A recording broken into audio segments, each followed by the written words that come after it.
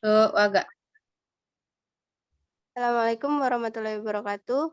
Di sini kami akan menjelaskan tentang sistem terdistribusi sinkronisasi.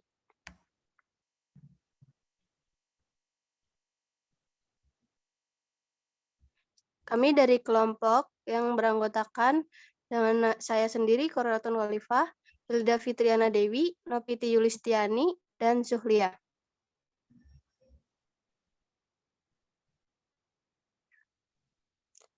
Ada 3 topik yang akan dijelaskan, yaitu tentang Coordinated Universal Time.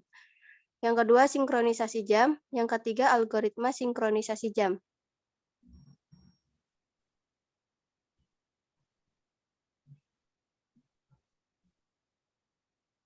Coordinated Universal Time atau UTC adalah server-server komputer dan layanan online dengan UTC resolvers dapat disinkronisasikan melalui broadcast satelit. Banyak protokol sinkronisasi terkenal dalam sistem terdistribusi menggunakan UTC sebagai waktu rujukan untuk mensinkronisasi jam dari komputer-komputer mereka. UTC merupakan standar waktu primer yang digunakan oleh dunia untuk mengatur jam dan waktu. Semua komputer biasanya disinkronkan ke suatu jam standar bernama Coordinated Universal Time. Layanan broadcasting UTC menyediakan akurasi 0,5 MC. UTC di broadcast melalui satelit. Sinkronisasi jam. Sinkronisasi jam merupakan mekanisme untuk menyerempakkan waktu dari semua komputer di dalam suatu sistem terdistribusi.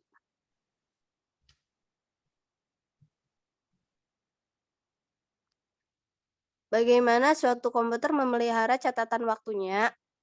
Setiap komputer mempunyai hardware timer. Timer ini menyebabkan suatu interrupt H kali dalam sedetik. Interrupt handler menambahkan satu ke jam software-nya. Persoalan dengan jam pada suatu komputer. Persoalan dengan jam pada suatu komputer dalam praktek hardware timer tidak tepat atau teliti. Ia tidak benar-benar berinterupsi H kali sedetik dikarenakan ketidaksempurnaan material hardware dan variasi temperatur. Komputer menghitung waktu lebih lambat atau lebih cepat daripada waktu aktual, sehingga muncul clock skew, yaitu kemiringan antara jam komputer dan waktu sebenarnya, misalnya UTC.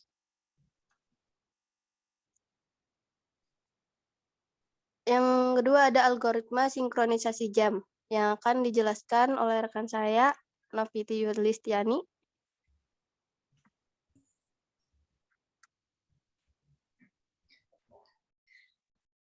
Di sini ada 3 algoritma. Yang pertama, algoritma Christian. Gagasan dasarnya, identifikasi suatu network time server yang mempunyai sumber waktu akurat. Misal, server waktunya mempunyai suatu UTC receiver.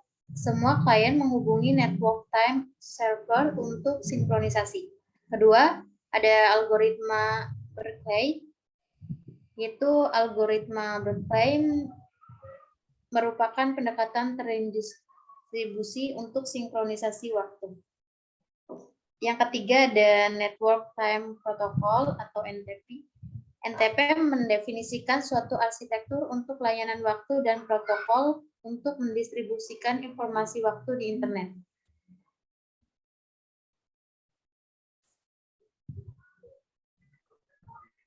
Ada operasi protokol NTP. Ketika time server A menghubungi time server B untuk sinkronisasi. Jika strata A, strata B, maka A tidak mensinkroniskan dengan B. Jika strata A lebih besar dari strata B.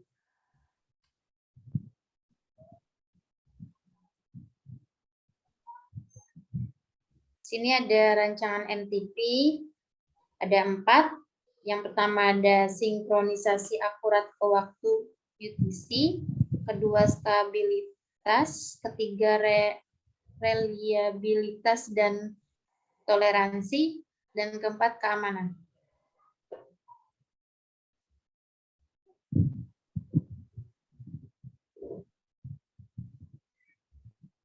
Sinkronisasi waktu.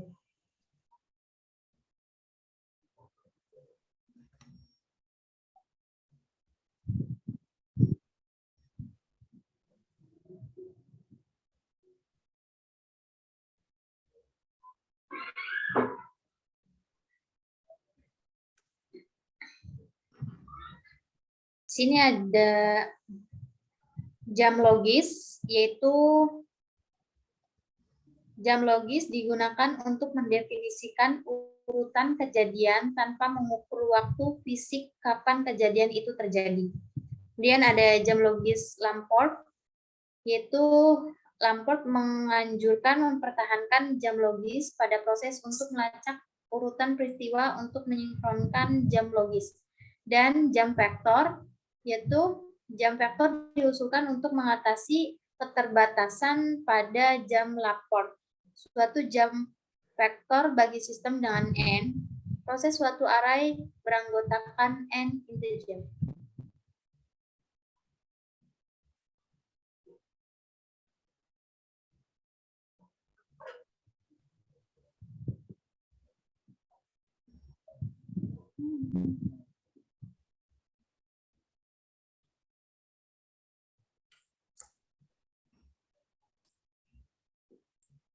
Sini ada mutual exclusion. Proses terdistribusi perlu berkoordinasi untuk mengakses sumber daya bersama. Contohnya, menulis file dalam sistem file terdistribusi.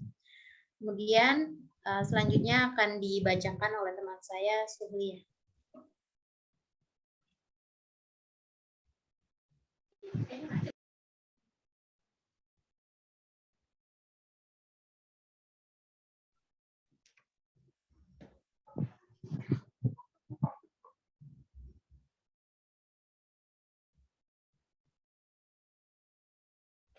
Di sini ada jenis distribute mutual exclusion, pendekatan berbasis permisi, suatu proses yang ingin mengakses sumber daya bersama, meminta izin dari satu atau lebih koordinator. Lalu yang kedua, pendekatan berbasis token. Setiap sumber daya bersama mempunyai suatu token digilirkan antara semua proses dapat mengakses sumber daya tersebut jika ia mempunyai tokennya.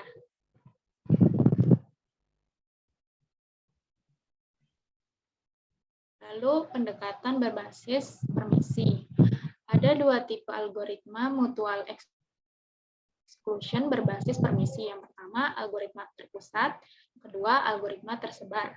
Yang kedua akan dipelajari contoh dari setiap jenis dari algoritma tersebut. Lalu algoritma tersentral. Fleksibilitas, blocking versus non-blocking request.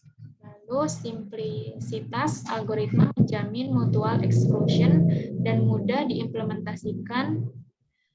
Lalu kekurangan fault tolerance. Lalu kemacetan kinerja.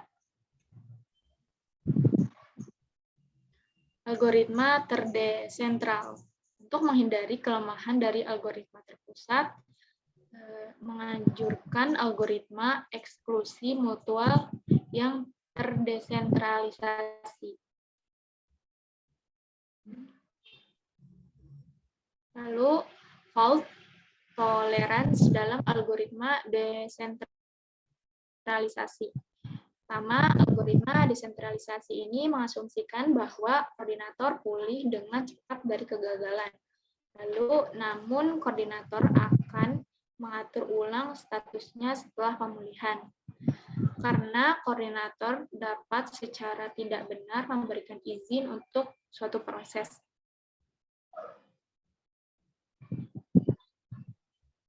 ikhtisar. Yang pertama, sinkronisasi waktu, sinkronisasi jam logis. Yang kedua, mutual exclusion, pengecualian bersama, pendekatan berbasis permisi atau izin, pendekatan berbasis token, dan yang terakhir, algoritma pemilihan. Selanjutnya akan dijelaskan oleh Hilda Fitriana Dewi. Algoritma token ring. Dengan suatu algoritma token ring, setiap sumber daya dikaitkan dengan token. Token diedarkan di antara proses. Proses dengan token dapat mengakses sumber daya. Bagaimana token diedarkan?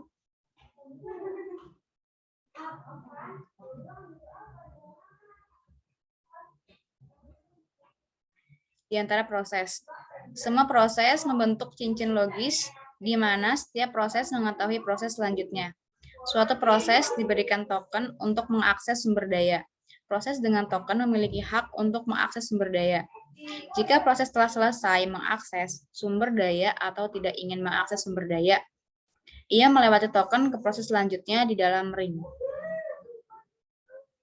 Perbandingan algoritma mutual exclusion. Di sini dalam tabel terdapat perbandingan algoritma mutual exclusion, yaitu sentralis, desentralis, dan token ring.